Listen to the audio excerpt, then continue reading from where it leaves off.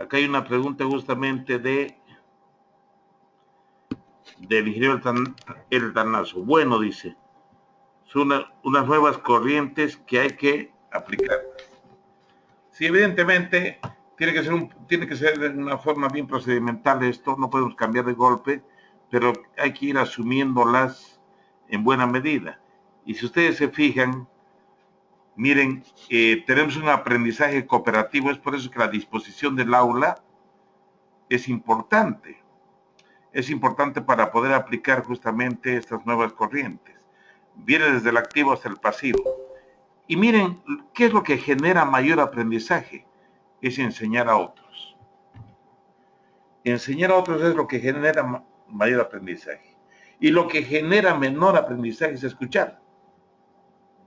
Leer genera un 10% del aprendizaje, utilizar audiovisuales genera el 20% del aprendizaje, demostrar genera el 30%, argumentar el 50% y realizar prácticas el 75%.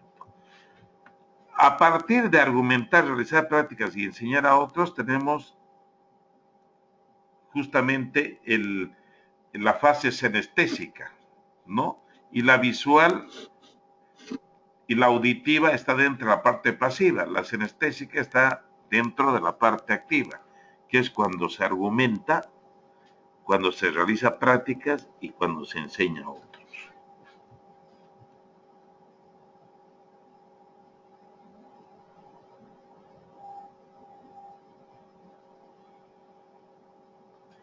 Bien, entonces este aprendizaje cooperativo está demostrado justamente con la pirámide del aprendizaje, donde hay un porcentaje de retención después de horas.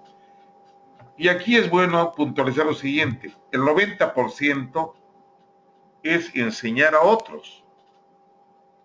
Nosotros podemos identificar en algunas asignaturas como matemáticas, por ejemplo, esos nuestros estudiantes que se destacan, que aprenden mucho más rápido que nosotros. Entonces, distribuirlos en grupos para que puedan enseñarles y transmitir justamente ese aprendizaje que han obtenido. Entonces, eso va a hacer justamente potenciar mucho más el aprendizaje de los que enseñan y hacer que los que están aprendiendo puedan hacerlo en la mejor forma. Me parece que algún docente ya hacía justamente esto, parece que es el ingeniero Sebastián Lazo, que ha asumido justamente que esta forma de enseñar es importantísima. Estas formas de enseñar nos van a dar muchos criterios de evaluación. Katia Caballero dice un ejemplo de aprendizaje por descubrimiento. Muy bien. A ver, vamos a tratar de hacer cuando descubrimos algo, ¿no? Se lo voy a dar en una forma netamente teórica, no un ejemplo, sino una forma netamente teórica. Por descubrimiento es cuando no se le dice la definición ni el concepto. Se va al proceso y se llega justamente a un resultado final. Por ejemplo, les voy a enseñar a hacer germinados de alfalfa en hidroponía. Muy bien. Entonces empezamos justamente a poner las semillas, a ponerle justamente los nutrientes al agua, a clasificar y empezamos a regar. Y a los 2 días o en la segunda clase, nosotros ya podemos ver qué resultado hemos obtenido justamente de este proceso. Ellos ven lo que es el resultado de un proceso. Descubren que a partir de una semilla y a partir justamente de un regado con nutrientes, se puede obtener germinados de alfalfa que es el mejor antioxidante para el consumo humano. Ese tipo de cosas generan aprendizaje por descubrimiento que es una experiencia. Y esto de la neurociencia dicen que esto se va al hipotálamo, hay una glándula, ya son más sofisticados justamente en sus conceptos, en la parte del cerebro, donde está la memoria a largo plazo. Porque el problema de leer y escuchar se va a la memoria a corto plazo, por eso después de horas ya no recuerdan los estudiantes. Pero cuando se genera experiencia, esto se va a una memoria a largo plazo y eso genera aprendizaje y genera memoria, genera recuerdo. Miren lo interesante que es justamente el poder operar de esta forma. Entonces, nosotros nos tenemos que convertir en ¿qué? Tenemos que convertirnos en unos actores, ¿no? El docente, un actor de cine, donde empieza a generar experiencias, ¿no? No tanto llegar a un tema circense, pero sí hay que saber generar experiencia, hay que ponerse en situación para poder generar una buena experiencia en aprendizaje. Bien, gracias por la pregunta, Katia. Y miren, en la universidad se aprende así, ¿no? Se observa, se pregunta, se formula hipótesis, se experimenta, se concluye, se sistematiza lo que aprendimos, se descubre otra vez nuevas preguntas y se sigue aprendiendo. Y es un ciclo sin fin, es de nunca terminar, ¿no es cierto? Es de nunca terminar. Entonces tenemos observaciones, preguntas, hipótesis, experimentos, conclusiones. Sistematizamos, descubrimos, realizamos nuevas preguntas, seguimos aprendiendo. Bien, entonces aprender mediante la acción, mediante el juego, el teatro, los simulacros generan mejor aprendizaje. Eso ya está dicho. Y en la experimentación. La experimentación es el mejor ejemplo del experimento o del descubrimiento, perdón. La pregunta que nos hacía la ingeniera Katy. Bien, quería mostrarles justamente esta corriente, quería dedicar un poquito de tiempo a esta corriente para que nosotros podamos apreciar bien generalmente cómo tenemos que enseñar para generar competencias. Esta corriente la están utilizando mucho en Europa, nació en Francia, es de la corriente justamente del Complexus de Morin, ¿no? La han hecho médicos y pedagogos, médicos estudiosos del cerebro y pedagogos que se han involucrado y han hecho una simbiosis importante justamente para generar esta corriente de aprendizaje que es tan importante, que está calando muy hondo en Europa, en México y en alguna parte del Brasil. Entonces esto es para reflexión, para que ustedes evalúen. Este material yo se los voy a dejar en la plataforma para que podamos analizarlo mejor y los que se interesen más por esta corriente pueden consultarla en el internet, hay muchos libros, hay mucha bibliografía sobre la neurociencia en la educación.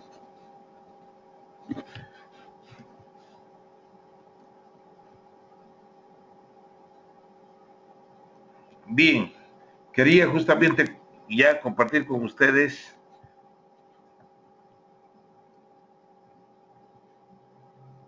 unos aspectos relevantes de la evaluación por competencia. La anterior sesión habíamos visto ya la parte operativa, ¿no? Cómo se generan justamente los criterios, cómo se generan los logros, qué eran las evidencias, qué era el juicio de valor, ¿no? Qué eran los instrumentos, qué era la de idoneidad justamente dentro de la competencia. Aprovecho para decirles algo, el día de mañana vamos a hacer un resumen, el día de mañana en la tarde vamos a hacer un resumen justamente de todo esto y vamos a hacer una actividad presencial bien bonita, así más o menos como la que se ha hecho con el licenciado Dirillo en el tema de la sopa de maní. Entonces, la evaluación por competencias, vamos a ver los aspectos relevantes. Estas diapositivas yo las he obtenido de unos videos de un congreso que hubo justamente en evaluación por competencias. Entonces, me ha permitido hacer una recopilación justamente de capturar las partes más importantes de unos 3, 4 videos de un congreso el 2013 de evaluación por competencias en España y donde he podido extractar algunas partes importantes que van a ser justamente de utilidad para nuestro estudio. Entonces, el concepto de evaluación por competencias también es integrar conocimientos, habilidades y actitudes. Las consecuencias de la evaluación en las oportunidades de exhibir esa integración en un proyecto final o una práctica. También se realiza ejecuciones, evaluar ejecuciones, el performance, ¿no? Que es la base a través de qué? De tablas de observación, de checklists, escalas, etc. Esos son los instrumentos que utilizamos. También podemos ver el actuar de forma contextual. Eso es evaluar el conocimiento, cuándo y cómo aplica los conocimientos disponibles. Y eso lo podemos hacer con los instrumentos con simulaciones. Otro aspecto importante es entender la forma de la dinámica. Entonces hay que evaluar el desarrollo. Eso lo podemos hacer a través de rúbricas, evaluación a lo largo del tiempo, evaluación diagnóstica, formativa, sumativa, etc. Bien, entonces aquí, de acá sale también otro concepto. Conceptos hay muchos de evaluación por competencias. No nos vamos a quedar con uno. Todos que sean para la reflexión de todos nosotros. Dice, evaluar significa estimar, apreciar y calcular el valor de algo. El valor de algo porque nosotros tenemos que emitir siempre un juicio de valor. Y evaluar, dice, es la elaboración de un juicio sobre el valor o mérito de algo. Entonces, en los dos conceptos estamos viendo que utilizamos un juicio de valor. Por lo tanto, la evaluación por competencias es una adaptación de Tembrick. Dice que es un conjunto de actividades organizadas en un proceso sistemático de recogida y análisis e interpretación de información. Si se acuerdan ustedes, la primera clase hablábamos justamente de esto, ¿no? Información, o sea, la evaluación nos genera información. ¿Y la información para qué la utilizamos? La utilizamos justamente para la toma de decisiones, de lo que corresponde al docente y lo que corresponde al estudiante. Eso nos permite emitir, dice, un juicio en función a criterios, que son los criterios que utilizamos nosotros en la evaluación que hacemos en la EMI, ¿no? Previamente establecidos y tomamos decisiones. O sea, esto nos permite tomar decisiones. Todo esto constituye algo. ¿Qué es ese algo? Es el sistema de evaluación. Bien, por lo tanto, hipotéticamente, las características de la evaluación deberían ser las siguientes. ¿Cuál deberían ser las características de la evaluación por competencias? Tiene que ser una ayuda a los alumnos a desarrollar sus capacidades.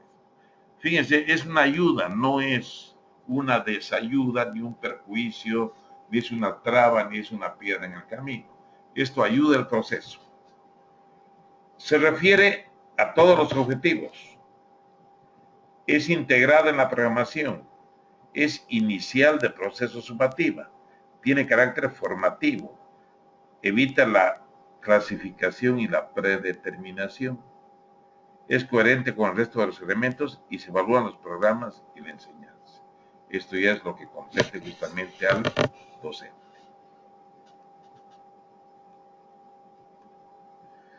Y miren ustedes esto, la evaluación por competencias, esta chica está haciendo un salto con la pértiga, la garrocha, ¿no? Y nosotros aquí tenemos que ver cuáles son las cualidades del salto, esos ya serían los criterios. Y cómo pueden ser mejoradas. Miren, de la valoración a la ilustración. Qué importante esto, ¿no? Primero valoramos y después ilustramos. Primero decimos cuáles son las cualidades que debía tener, ¿para qué? Para que nosotros comparemos con lo que pasa. Y entonces aquí nosotros podemos determinar muy bien, decir cómo pueden ser mejoradas justamente las habilidades, las destrezas y los conocimientos de los estudiantes, ¿para qué? Para que logren las competencias. Entonces hay un paradigma cientifista que he querido ponerlos, dice que el juicio evaluador se establece desde lo concreto, observable y medible. Este juicio tiene que ser objetivo y neutral. Qué difícil. Neutral y objetivo es cuando está liberado de todo subjetivismo. El juicio se construye tomando como referencia una predicción sobre el aprendizaje del alumno. La unidad de análisis será el aprendizaje del alumno en forma de comportamiento observable y la objetividad es posible a través de determinados instrumentos de recogida de información veraz. Este paradigma cientifista de la ciencia. Hay otro paradigma interpretativo que dice contemplar la evaluación como un componente positivo de la enseñanza, es decir, como una experiencia más del aprendizaje. Claro, los diseños curriculares ahora incorporan la evaluación como dentro del proceso de enseñanza-aprendizaje. Trata de diseñar actividades de enseñanza y evaluación que nos sitúen ante el aprendizaje tanto como proceso como producto. Como producto es que ha aprendido el alumno y como proceso, cómo aprende el alumno. Qué interesante esto, ¿no? O sea, estamos hablando cómo está aprendiendo y qué es lo que ha aprendido, para ver si llega a la idoneidad que estamos buscando en términos finales. El otro tema es contemplar los procedimientos y estrategias de evaluación como algo que puede ser modificado con el tiempo, adaptándose a qué? A nuevas ideas, planteamientos, corrientes, paradigmas, etc. Por lo tanto, la evaluación y los enfoques del aprendizaje de los estudiantes, el estudiante hace un uso estratégico de su tiempo y energía desde la percepción que tenga las demandas que impone un determinado sistema de evaluación. Entonces, él utiliza su tiempo y utiliza su energía, ¿para qué? ¿No? Para poder superar las demandas, lo que le demanda la educación. Y hay el enfoque superficial, profundo y estratégico. Esto también lo realiza el estudiante de acuerdo a cada una de sus características.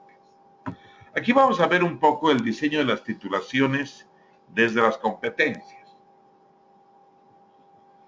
Lógicamente, desde el enfoque de la evaluación. Miren ustedes, el diseño de las titulaciones se lo hace a través de un diseño curricular y los planes de estudio. El diseño curricular es el punto de encuentro del encargo social. ¿Y qué es el encargo social? Es lo que le encarga la sociedad a la universidad. ¿Qué le encarga? Le encarga a profesionales. ¿Con qué? Con competencias. ¿Y qué son las competencias? Son conocimientos, destrezas, habilidades y actitudes. Entonces la sociedad le dice al estudiar a la universidad, ¿sabe qué universidad? Nosotros necesitamos profesionales que tengan estas competencias. Y si nosotros nos ponemos a pensar, ¿qué hace la evaluación ahí? Ayuda al proceso. Lo que decía la definición anterior. Ayuda al proceso. Tengo una pregunta de Katia. ¿Cuál cree usted que serían las mejores estrategias de evaluación por competencias? Ah, qué buena pregunta. Gracias, Katia, por hacer esa pregunta. En mi criterio, cuando el docente determina con precisión los criterios de evaluación. Cuando yo tengo criterios de evaluación bien definidos, ¿y qué características tienen que tener los criterios de evaluación? El criterio de evaluación tiene que ser a la competencia. No se olviden, habíamos hablado el primer tema, que habría que hacer una competencia por tema. Entonces, al tener una competencia por tema, nosotros cuando evaluamos, no evaluamos la competencia, sino evaluamos los criterios de evaluación. Por ejemplo, cuando ustedes hicieron la sopa de maní, los que fueron el sábado anterior con el licenciado Dilillo, no, ustedes hicieron justamente cómo se hacía una sopa de maní, un ejemplo bien doméstico, pero muy útil. Entonces, los criterios de evaluación podemos decir cómo tiene que ser cortada la papa, si la papa ha sido bien cortada, si el cocimiento del maní ha sido el exacto, si la carne ha sido cocida conjuntamente, justamente, o antes de las papas, o sea, en su tiempo oportuno, ¿no? Si los condimentos han sido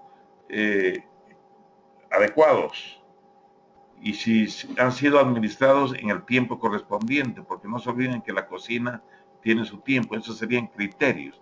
Entonces, en la magnitud que yo formule criterios que vayan a integrar justamente eh, todo lo que es la competencia, yo voy a poder hacer una buena evaluación. Y eso ya es una estrategia. Esa es una estrategia de evaluación que me va a permitir ser lo más objetivo posible en mi evaluación, para ver el logro, para comparar, para ponderar, y esa información que me va a generar esa evaluación me va a ayudar como docente a qué? A tomar las mejores decisiones para mejorar el proceso de enseñanza-aprendizaje y poder mejorar el rendimiento de los estudiantes.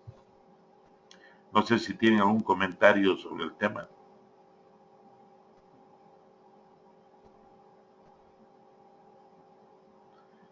Bueno, continuamos. Entonces, el diseño curricular, fíjense que es el nexo entre sociedad y universidad.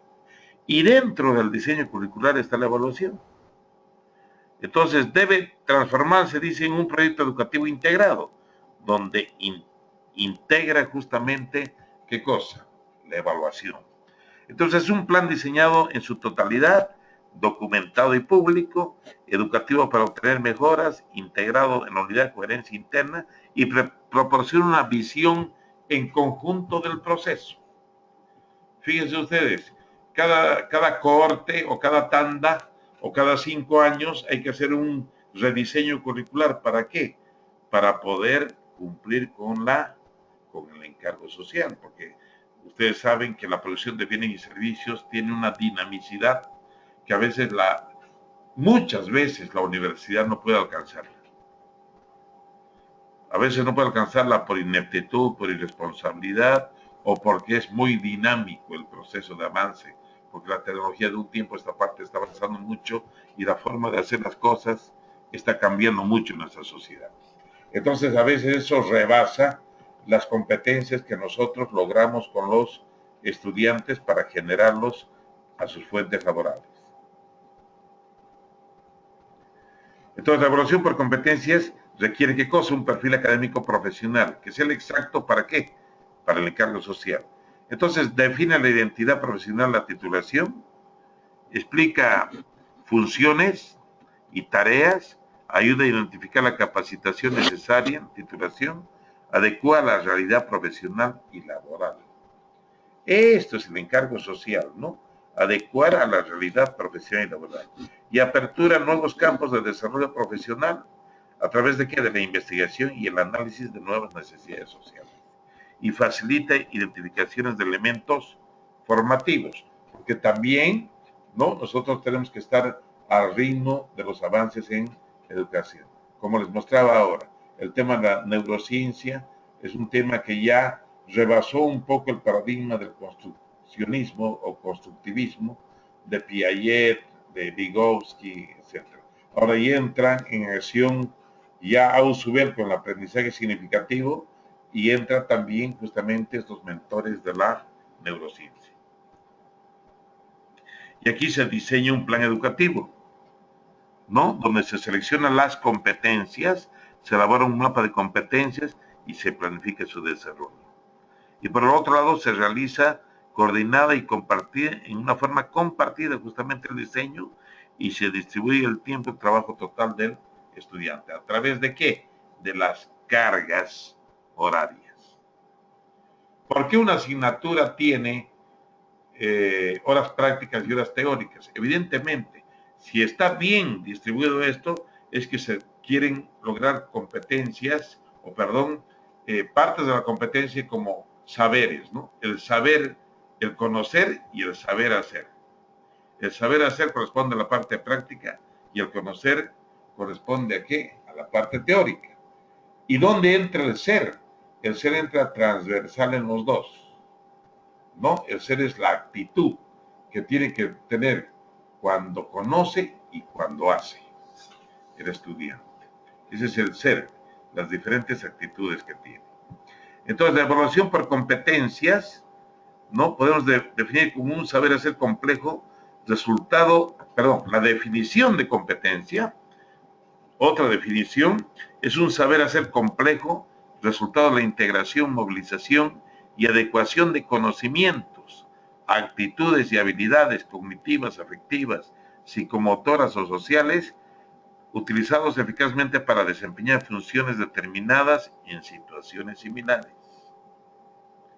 En situaciones similares es justamente fuente laboral. Entonces, ¿qué hacemos nosotros en la universidad cuando enseñamos? Simulamos que el estudiante está en su fuente laboral para que pueda desempeñarse en la mejor forma, siendo competente y siendo idóneo.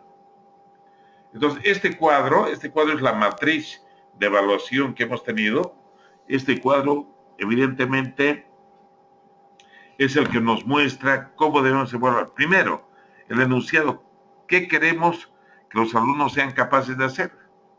Y en un contexto de realización, las condiciones específicas en que se evaluará la adquisición de la competencia.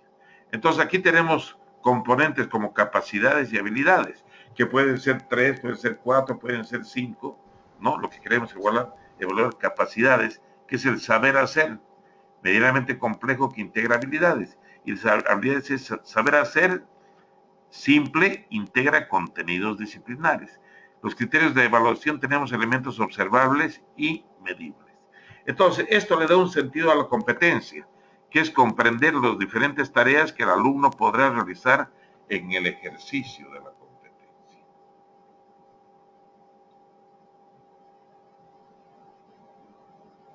Las estrategias evaluativas para el desarrollo de competencias y para la evaluación de las competencias tienen que ser de acuerdo a los principios, tienen que ser coherentes, tienen que ser globales, tienen que ser constructos, tienen que tener un buen significado y tienen que tener una buena alternancia. Entonces, por lo tanto, tienen que ser integradores, tienen que tener distinción entre el proceso y el resultado y tienen que tener una interacción, que es una competencia que debe ser evaluada varias veces para corregir errores y garantizar su adquisición. Por lo tanto, la evaluación para el desarrollo de competencias es la mejora de una retroalimentación, proceso de una reflexión, autoevaluación, colaboración continua, actividades de aprendizaje y actividades de evaluación. Todo esto buscando ¿qué cosa? Buscando la competencia. Entonces, aquí se realiza el desempeño, tenemos que ver los niveles del logro, las evidencias válidas que generan los instrumentos. Eso lo habíamos hablado en la segunda clase, donde tiene que haber evidencias y tiene que haber un contexto de qué, un contexto de situación.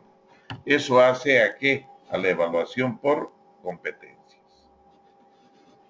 Entonces, la evaluación por competencias, la competencia no puede ser observada directamente su complejidad y amplitud. Tiene que haber una injerencia y tiene que haber un juicio razonable. Por eso hay métodos variados, elementos de la competencia integrados, tiene que haber métodos directos y relevantes y tiene que buscar una amplia base de evidencias para inferir en las competencias. ¿Qué quiere decir esto?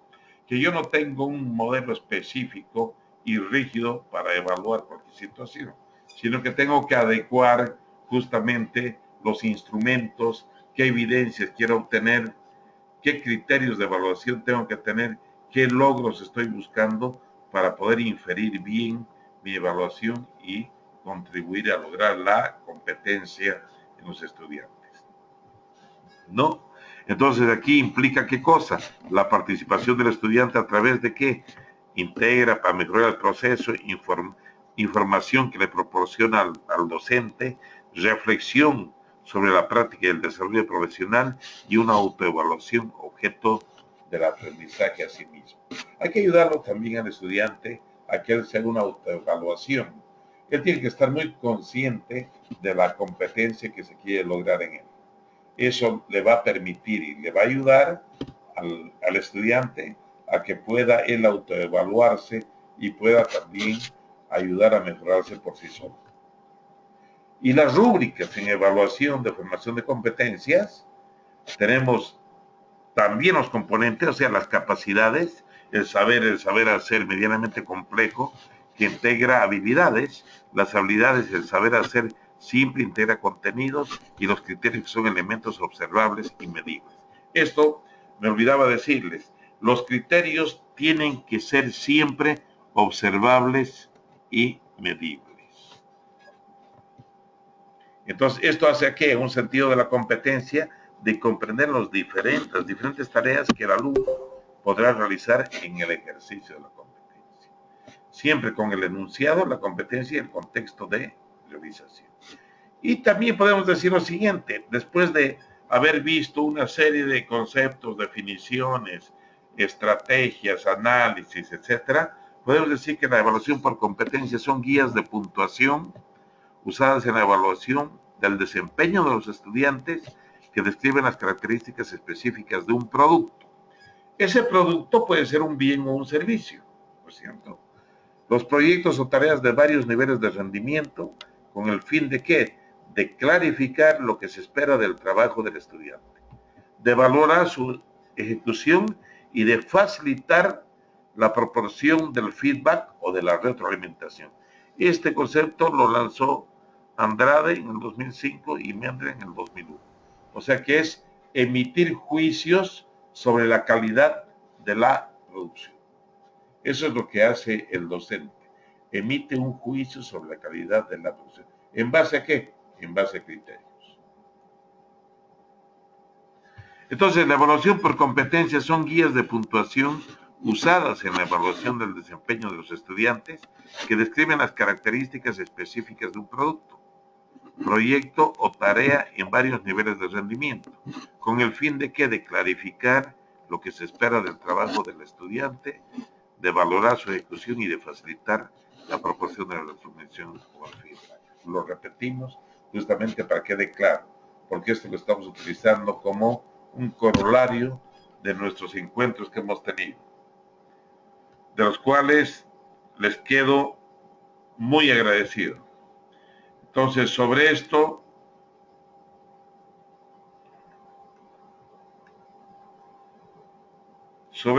hemos tratado de ver en el tema de evaluación conceptos básicos y definiciones de evaluación. Hemos hecho una operativización a través de la matriz, cómo tiene que hacerse una evaluación por competencias. Hemos hecho una analogía, cómo la EMI está utilizando justamente el tema de la evaluación con las matrices que hay. Y hemos hecho una descripción de la neurociencia y los aspectos relevantes. Es lo que hemos podido hacer en este corto tiempo que hemos tenido para poder encontrarnos en una forma virtual muy interesante con ustedes. Espero que el material haya sido de su agrado, de su utilidad. Los defectos que haya tenido, por favor, discúlpemelos. Involuntarios, vamos a tratar de mejorarnos. Estamos siendo todavía medios mostranquitos en este tema de impartir clases virtual, pero ya vamos a ir aprendiendo poco a poco con el tiempo, ¿no? Quisiera saber si tienen alguna pregunta, algún comentario, bienvenido, algún aporte.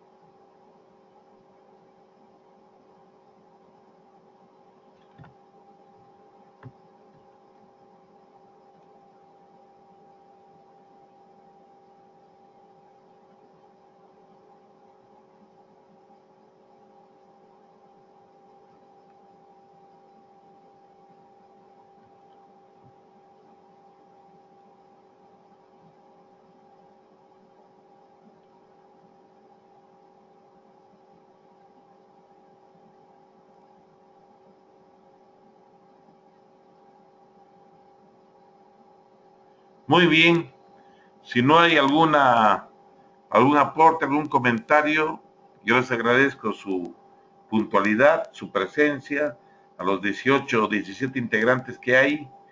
Muchas gracias por haber participado, por haber dejado de hacer cosas familiares, laborales, etcétera, por sentarse frente a su celular, a su iPad, a su PC, para poder escucharlo a este humilde servidor.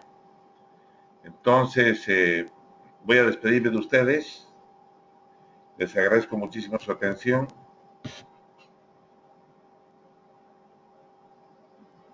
Desde la Santos Dumont, cuarto anillo, les deseo que pasen un buen fin de semana.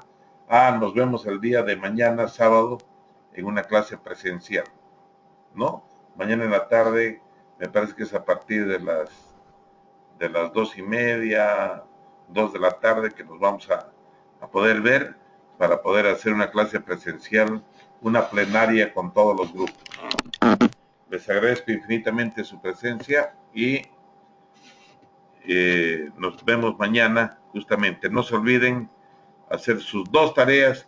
Tenemos 2 tareas que hemos dado y este material y la filmación de esta clase la vamos a subir justamente para que tengan las 3 clases filmadas, para que tengan su material y todo lo que se ha impartido en esas clases la van a tener a disposición ustedes, más algún material más. Muchísimas gracias por su atención. Un fraternal saludo, queridos colegas. Muchas gracias.